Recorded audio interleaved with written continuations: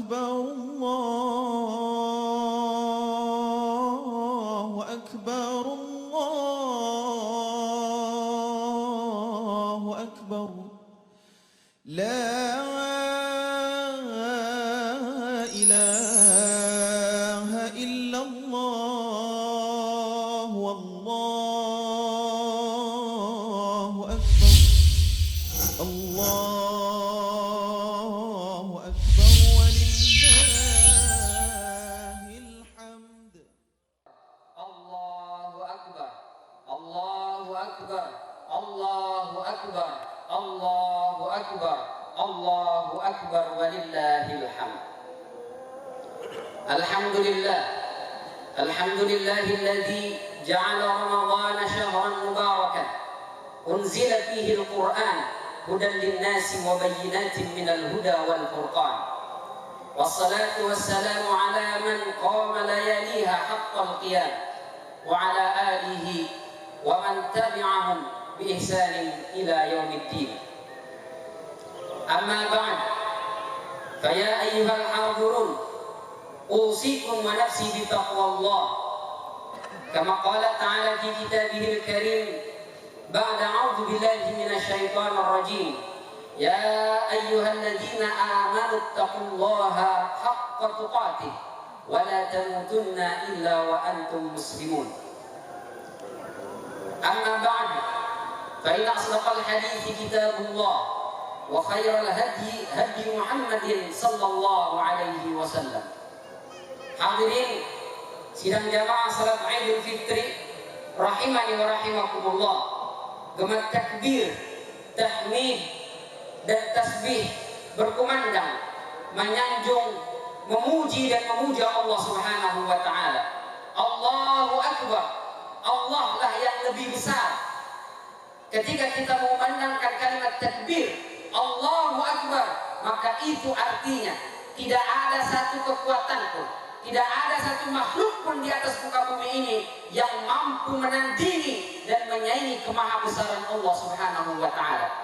Maka jika hari ini masih ada di hati kita perasaan sombong karena harta yang dia miliki, masih ada yang merasa bangga karena ilmu yang dia punya, masih ada yang merasa tinggi karena jabatan yang dia duduki, maka tidak ada makna dari kalimat takbir yang dia kumandangkan, dia dengungkan.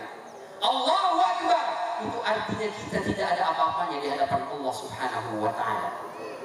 Mudah bagi Allah mengambil harta yang kita punya, mudah bagi Allah meletakkan jabatan yang kita duduki, mudah bagi Allah menghancurkan kesombongan yang dimiliki. Tak perlu Allah kirimkan tentara yang begitu banyak, tak perlu Allah kirimkan bala tentara yang besar, cukup Allah kirimkan makhluk kecil. Bahkan untuk melihatnya saja kita membutuhkan alat yang bernama COVID-19. Habis sudah, habis perekonomian kita, habis persatuan kita, habis kesombongan seluruh lantai di hadapan makhluk Allah yang begitu kecil. Maka mestinya ini menjadi peringatan dan pelajaran buat kita bahwa kita harus banyak-banyak mendekat kepada Allah Subhanahu wa taala. Tak ada lagi sekat kesombongan yang membuat kita tinggi sehingga tidak mau tunduk terhadap aturan yang Allah Subhanahu wa taala berikan. Hadirin rahimani wa rahimakumullah, suatu hari baginda sallallahu alaihi wasallam mengatakan raghima anfu rajulin, raghima anfu rajulin, raghima anfu rajulin. Qila man ya Rasulullah? Kata Rasul, celaka seorang manusia, celaka seorang manusia, celaka seorang manusia. Lalu kata para sahabat, siapa dia ya Rasulullah? Dia adalah yang pertama, man dzukirtu 'indahu wa lam yusalli 'alayya. Seseorang yang celaka adalah ketika namaku disebut, kata Rasulullah, dia tidak mau berselawat kepadaku. Celaka, jangankan mengikut sunnah Rasulullah, jangankan mengenal pribadi Rasulullah, bahkan mengucapkan salawat untuk beliau, dia tidak mau. Keluh lisannya, berat mulutnya mengucapkan kalimat salawat buat baginda sallallahu alaihi wasallam, maka kecelakaan untuk orang tersebut. Betapa luar biasa Rasul sallallahu alaihi wasallam kecintaan kepada kita. Dan betapa luar biasa penghormatan yang Allah berikan kepada umat Nabi Muhammad ini. Hanya dengan bersalawat untuk nabinya kita mendapatkan pahala. Kata Rasul sallallahu alaihi wasallam, "Man shalla alaihi salatan, sallallahu alaihi ashran." Barang siapa yang satu kali dia bersalawat untukku, Allah yang akan bersalawat untuknya sebanyak 10 kali. Apa maksudnya Allah bersalawat untuk kita? Kata Dr. Wahbah Az-Zuhaili, itu artinya Allah berikan kepada kita 3. Satu kali kita salawat dapat kita 3 atau 30 jika dikalikan 10. Yang pertama, Allah akan berikan kepada kita rahmat, kasih sayang Allah Subhanahu wa taala. Yang kedua, Allah akan berikan kepada kita barakah, keberkahan atas usia, harta, keluarga, dan semua yang Allah titipkan kepada kita. Dan yang ketiga, Allah akan berikan maghfirah, ampunannya kepada kita. Satu kali salawat buat baginda sallallahu alaihi wasallam, 3 yang Allah berikan kepada kita. Maka kalau ada orang enggan lisannya, malas mulutnya mengucapkan salawat buat nabinya, celaka.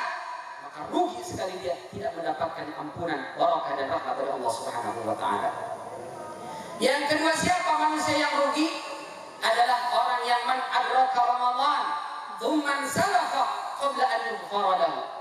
Adalah orang yang berkali-kali dia ketemu Ramadan, tapi Ramadan yang dia lalui tak cukup untuknya melebur dosa dan kesalahan. Berlalu Ramadan, dosa dan kesalahan masih banyak dibawa olehnya. Berlalu Ramadan, tapi Allah belum juga mengampuni dosa dan kesalahannya. Rugi, celaka. Karena dari 12 bulan yang Allah berikan kepada kita, Allah sediakan 1 bulan khusus di bulan ini. Allah berikan dispensasi besar-besaran. Allah berikan diskon yang begitu banyak dan luar biasa. Sekecil apapun ibadah yang kita lakukan dilipat gandakan oleh Allah. Menangis kita, bermunajat, memohon ampun, diampuni dosa dan kesalahan kita. Kita akui kita banyak salah, kita akui banyak hilaf di bulan suci Ramadan. Allah bukakan pintu maaf, ampunan begitu lebar, diterima dan diampuni dosa dan kesalahan kita. Kalau ada orang tak juga dapat ampunan Allah, tak juga memanfaatkan kesempatan 1 bulan ini, berlalu 1 bulan, tak ada satu perubahan dalam dirinya. Berlalu 1 bulan, dia masih gemar berbuat dosa dan maksiat. Maka kapan lagi, butuh bulan apa lagi yang Allah berikan agar dia tersadar, agar dia insaf dan meninggalkan perbuatan dosa dan maksiat. Hadirin sidang jamaah salat Idul Fitri rahimani wa rahimakumullah. Allahu akbar. Allahu akbar. Betapa baik Allah Subhanahu wa taala memberikan kesempatan di 1 bulan ini. Allah berikan 1 malam. Kalau kita beribadah di sana, itu khairun min alfi syahr, lebih baik daripada 1000 bulan. 83 tahun. 1 kali kita dapat 83 tahun ibadah itu. 2 rakaat kita kerjakan di malam itu lebih baik daripada 83 tahun sholat tanpa henti ketika tidak ada Lailatul Qadar. Kalau tak dapat juga itu, maka butuh apa lagi agar Allah Subhanahu wa taala mengampuni dosa dan kesalahan kita. Hidup kita ini betapa sangat sebentar, sangat ringkas hidup kita. Kata Rasul sallallahu alaihi wasallam dalam riwayat Imam Al-Hakim, "Inna a'mar ummati ma baina 60 wa 70." Rata-rata umur umatku itu antara 60 sampai 70 tahun. 60 sampai 70 tahun, wa qalilun man yajuz dzalik, sedikit yang lewat. Kebanyakan yang belum 60 sudah lewat. Sedikit, pendek sekali umur kita. Kalau kita ambil rata-rata 65 tahun saja, seandainya Allah kasih kesempatan kita hidup 65 tahun, apakah 65 tahun kita pakai untuk ibadah? Tidak. Dari baru lahir sampai akhir balik, taruhlah 15 tahun. 65 dikurang 15, 50 sisa. Apakah 50 ini kita pakai untuk taat? Apakah 50 ini kita pakai untuk ibadah kepada Allah? Mari kita berhitung. Dalam sehari semalam berapa kita habiskan untuk tidur? Setiap kita pasti tidur. Dan rata-rata kita tidur menghabiskan waktu 8 jam per hari. Allah kasih kita hidup sehari semalam 24 jam. 8 jam habis untuk tidur, berarti sepertiga jatah hidup kita habis hanya untuk tidur. Kalau 50 tahun, sepertiganya sekitar 16 tahun. 16 tahun habis hanya untuk tidur. Lalu kerja. Rata-rata rata-rata kita juga bekerja 8 jam per hari, sepertiga dari jatah hidup kita. 16 tahun habis untuk bekerja, 16 tahun habis untuk tidur, 16 tahun habis untuk bekerja, 32 tahun habis untuk tidur dan bekerja. Berapa sisa dari 50? 18 tahun. Tersisa 18 tahun. Apakah 18 tahun itu habis kita gunakan untuk taat kepada Allah? Belum yang kita habiskan untuk buka gadget, yang kita habiskan untuk sedang gurau, untuk ngobrol ngalor ngidul yang gak jelas hitungannya. Kita habiskan untuk berfoya-foya. Habis. Bukan untuk ketaatan dan ibadah kita kepada Allah. Lalu mana yang buat Allah? Salat, Ustaz. Salat. Seandainya kita semua Bapak Ibu yang dirahmati Allah salat yang 5 waktu dalam satu waktu kita habiskan 12 menit. Seandainya 12 menit. Dan kami yakin jarang kita yang salat 12 menit. 5 menit, 3 menit, bahkan mungkin ada yang cuma 2 menit. Seumpamanya ini 12 menit setiap waktu salat dikali 5 hanya 60 menit, 1 jam. Berarti sehari semalam seandainya satu waktu salat kita habiskan 12 menit, itu baru 1 jam, 1/24 dikali 50 gak sampai 3 tahun.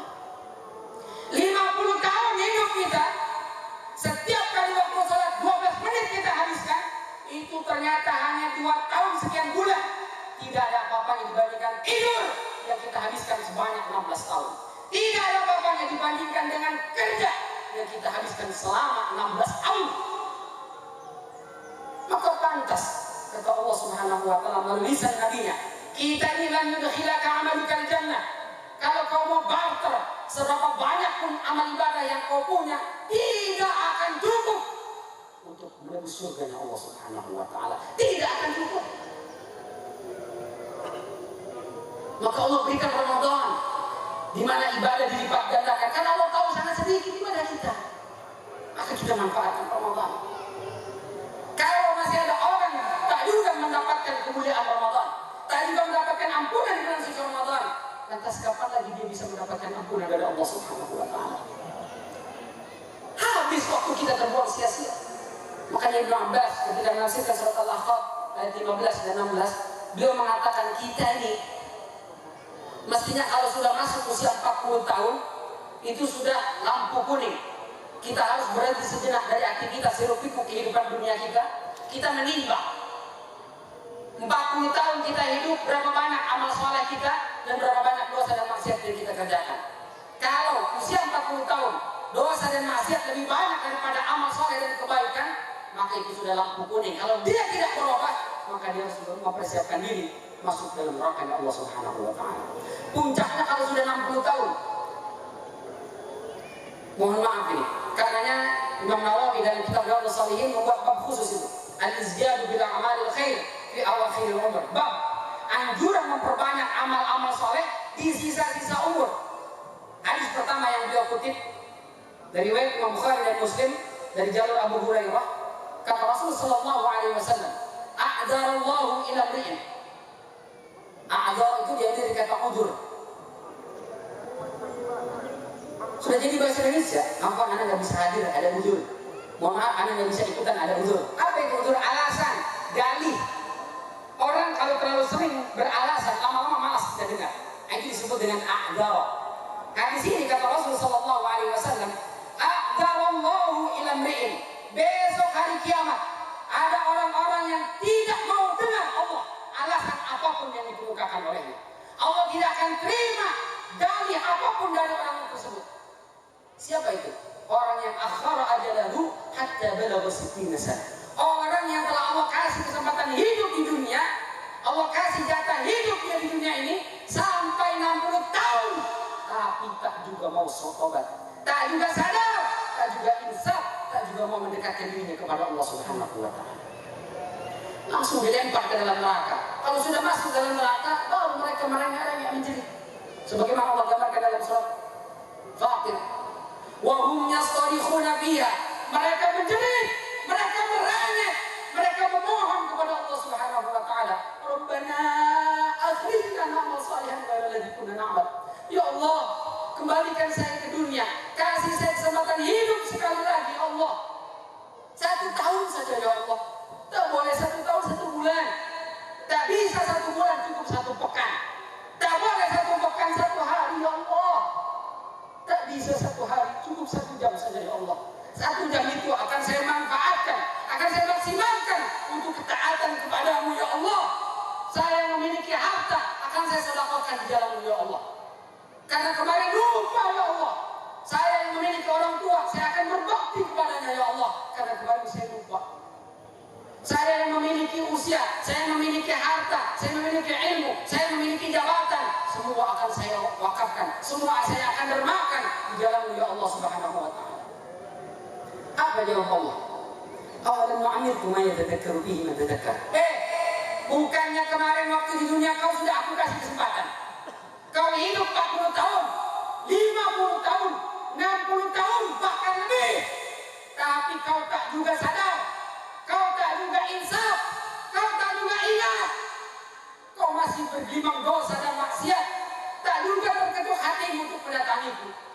Kau biarkan masjid-masjid sepi, kau biarkan majlis-majlis taklim tak berpenghuni. Kau asik, kau sibuk di tempat-tempat maksiat. Berapa tahun lagi yang kau butuhkan untuk bisa sadar, untuk bisa ingat, untuk bisa datang mendekat kepadaku? Sementara yang lain bisa, kenapa anda tidak bisa?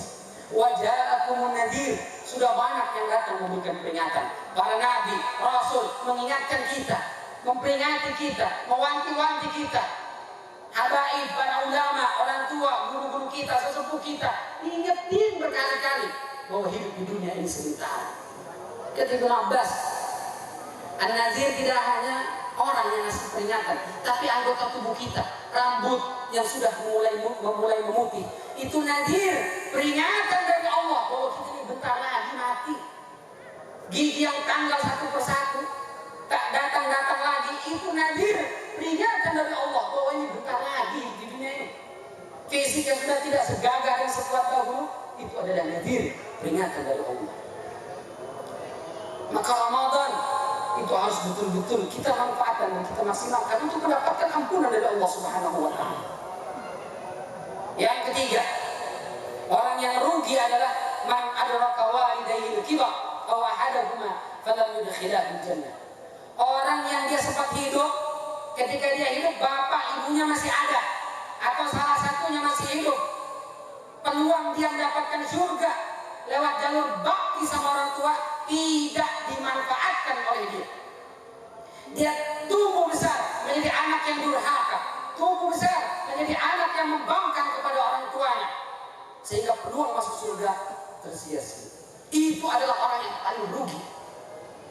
Hadirin sidang jamaah salat Id rahimani wa rahimakumullah, berbahagia, beruntung yang masih ada orang tua kita. Itu surga Allah berikan lewat jalan yang begitu mudah.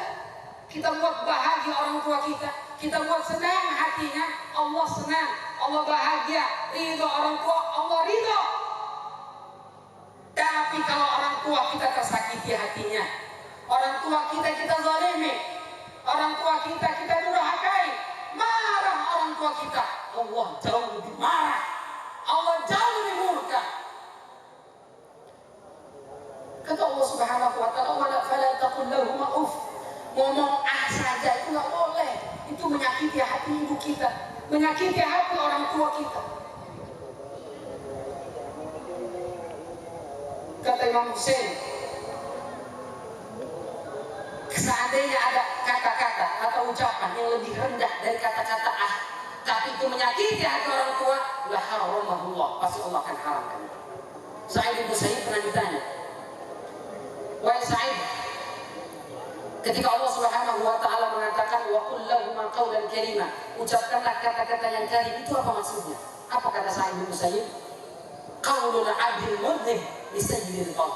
Itu adalah ucapan seorang pembantu, seorang budak, seorang bawahan ketika dia melakukan kesalahan di hadapan atasan, bos, majikan yang galak. Jangankan salah, benar aja yang memilih. Maka ketika dia melakukan kesalahan, tidak mungkin di hadapan majikan seperti itu, di hadapan bos yang seperti itu, dia bisa menaikkan suara yang tinggi. Dia pasti akan berbicara dengan sangat lembut. Dia pasti akan berbicara dengan tutur kata yang sangat halus. Maka kata Sa'id bin Musayyib, begitu mestinya seorang anak ketika berbicara sama orang tua dengan tutur kata yang sopan. dengan tutur kata yang halus, bukan membentak, bukan membangkang, bukan memarahi. Kita saksikan ada saudara-saudara kita bukan cuma membentak, bukan cuma memarahi orang tuanya, bahkan ada yang orang tuanya dibawa ke persidangan. Orang tuanya yang telah melahirkan, membesarkan, merawat dia diadukan ke pengadilan gara-gara harta yang tak seberapa. Zaman Rasul SAW ada seseorang datang, ya Rasul, ayah saya mencuri harta saya. Ayahmu mencuri? Iya ya Rasul. Panggil dia. Begitu dipanggil, kamu mencuri harta anakmu? Iya ya Rasul. Kenapa kau curi harta anakmu? Jawab si bapak, ya Rasul, anak ini saya besarkan, saya didik, saya rawat bertahun-tahun, tak terhitung berapa banyak harta yang sudah saya keluarkan. Hari ini saya butuh ya Rasul, gak boleh saya ambil beberapa peser dari harta anak saya. Maka Rasul panggil anak itu, kamu sih, ada apa ya Rasul? Anta wa maluka li abika. Kamu nih, jangankan harta, nyawa, kalau diminta sama orang tua, gak berhak kita tolak. Subhanallah. Gak berhak kita tolak. Betapa luar biasa Allah muliakan orang tua kita. Allah muliakan mereka. Kita buat mereka tersenyum, kita buat mereka bahagia, surga menanti. Maka rugi, celaka ketika dia punya orang tua tapi orang tuanya dia sia-siakan. Pernah datang seseorang kepada Imam Hasan Al-Basri. Wah Imam Hasan Al-Basri, saya punya ibu sudah sepuh, lumpuh, nggak bisa ngapa-ngapain, tidur aja di atas kasur, makan di situ, bahkan mohon maaf buang air pun di situ. Saya datang setiap hari, saya suapi ibu saya bersihkan kotorannya tanpa jijik, wahai Imam, tanpa menggunakan alas tangan, tak menggunakan sarung tangan, langsung saya bersihkan kotoran ibu saya. Setiap hari saya lakukan itu. Apakah saya sudah bisa menebus jasa ibu saya untuk saya? Apa jawab Imam Hasan Al-Basri? Meski kau rawat, kau jaga, kau layani, kau bersihkan kotorannya, itu sama sekali belum bisa mengganti satu teriakan saja ketika beliau melahirkanku dengan tangisan yang menyakitkan itu. Satu jeritan saja belum cukup, apalagi mau membalas jasa orang tuamu. Kenapa begitu? Karena dulu ketika kau masih anak-anak, ketika kau masih kecil, itu pun yang dilakukan oleh ibumu. Siapa yang menyuapimu? Siapa yang membersihkan kotoranmu? Siapa yang memakaikan pakaian untukmu? Siapa yang selalu menjadi orang pertama ketika kau mengadu? Menjadi orang pertama yang memberikan rasa aman ketika kau mendapatkan ketakutan? Ibumu. Ketika dia membersihkan kotoranmu, ketika dia menyuapi mulutmu dengan makanan, di hatinya dia selalu berdoa, ya Allah, tolong jaga anak saya, biarkan dia tumbuh besar jadi anak-anak yang membanggakan, menjadi anak-anak yang berprestasi, menjadi anak-anak yang berguna buat nusa dan bangsanya. Tapi ketika kau lakukan, ketika kau membersihkan kotorannya, ketika kau merawat ibumu yang lumpuh itu, ketika kau suapi makanan ke mulutnya, di hati kecilmu berdoa, ya Allah, kalau bisa selesaikan saja umurnya. Kita mengharapkan kematian untuknya, sementara ibu kita mengharapkan kehidupan untuk kita. Maka hari ini yang masih ada ibunya, yang masih ada ayahnya, cium kakinya, cium tangannya, minta ridho darinya. Karena demi Allah, meski tahajudmu tak pernah tertinggal, meski berkali-kali kau khatam Al-Quran, meski jutaan kau sedekahkan, kau infakkan di jalan Allah, tapi kalau hatinya kau sakiti, durhaka kau kepadanya, Allah tidak akan terima semua amal ibadah itu. Allah tidak akan terima tahajud, puasa, sedekah, dan berbagai macam amalan lainnya kalau ibu kita telah kita sakiti.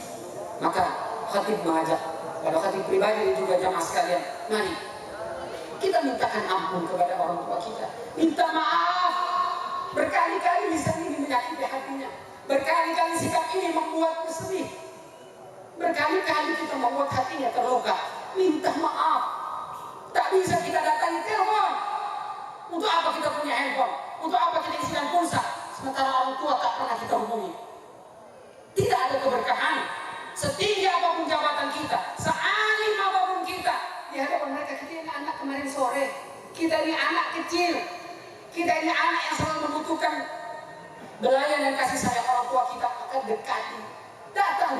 Allah kita mohon ampun dan mohon maaf serta memintakan ridho kepadanya.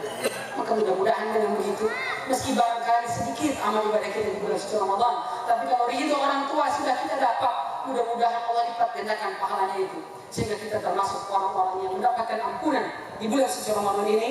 Dan kemarin kita telah Allah anugerahi Lailatul Qadar, dan dengan begitu mudah-mudahan Allah pantaskan kita masuk dalam surga Allah Subhanahu wa taala. Inna Allah amarakum bi amrin bada fihi nafsi wa tanna bi malaikatihi haitsu qala inna Allah wa malaikatahu yusalluna 'alan nabi ya ayyuhalladzina amanu sallu 'alaihi wa sallimu taslima. Allahumma shalli 'ala Muhammad wa 'ala ali Muhammad kama shallaita 'ala Ibrahim wa 'ala ali Ibrahim fil 'alamin innaka Hamidum Majid. Allahumma ighfir lil muslimina wal muslimat wal mu'minina wal mu'minat al ahya'i minhum wal amwat innaka anta sami'un qaribun mujibud da'awat ya qadiyal hajat. اللهم أعز الإسلام والمسلمين وذل الشرك والمشركين ودمر أعداءك وأعداء الدين وانصر إخواننا المسلمين والمستضعفين والمجاهدين والمظلومين في كل مكان وفي كل حين. اللهم إنا نعوذ بك من جهد البلاء ودرك الشقاء وسوء القضاء وشماتة الأعداء.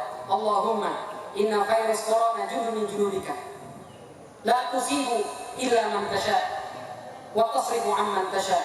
اللهم اصرفها عنا وعن أهلنا وعن أهل قريتنا وعن أهل بلدنا. Ya Allah, kami adalah hamba-hambamu yang lemah, berlumur dosa dan maksiat. Sungguh dosa dan kesalahan kami begitu banyak ya Allah, membumbung tinggi menembus petala langit-Mu. Tapi kami sadar bahwa Engkau adalah Al-Ghafur, Engkau adalah Al-Ghaffar, Engkau Maha Pengampun ya Allah, Engkau adalah At-Tawwab, Engkau Maha Penerima Taubat.